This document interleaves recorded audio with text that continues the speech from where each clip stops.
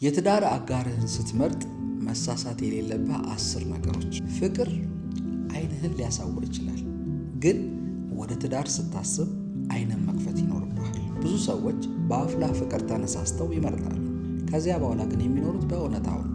ስለዚህ ከመወሰን በፊት እነዚህን 10 ነገሮች ተመልከት። አንደኛ፣ ባህሪን እንጂ ውበትን ብቻ አለመመልከት።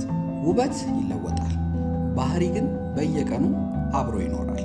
ሁለተኛ፣ እሴቶቻችሁ ይመሳሰላሉ? ስለ ቤተሰብ፣ ስለ ገንዘብ፣ ስለ መንፈሳዊ ሕይወት፣ ስለ ልጆችና የሕይወት ዓላማ ያላችሁ አመለካከት በጣም አስፈላጊ ነው። ሶስተኛ፣ አክብሮት። ፍቅር ያለ አክብሮት አይቆይም። የሚያከብር ሰው በችግርም ጊዜ አብሮ ይቆማል። አራተኛ፣ ቁጠኝነት። አንድ ሰውን በደስታ ሳይሆን በንዴት ጊዜ በደንብ ተመልከት። አምስተኛ፣ እውነተኛነት። ውሸት በትንሽ ነገር የሚጀመር በትልቅ ችግር የሚያልቅ። 6 ተጠያቂነት። ስራ፣ ገንዘብ፣ ቃል እና ውሳኔ ላይ ኃላፊነት የሚወስድ ሰው ጠንካራ አጋር ይሆናል። 7ኛ እድገትሽን ይደግፋል።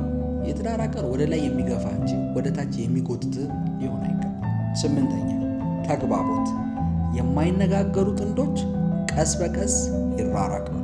9ኛ ቤተሰቦቹና ጓደኞቹ ምን ይመስላሉ? የሚኖርበት አካባቢ በባህሪው ላይ ትልቅ ተጽዕኖ አለው።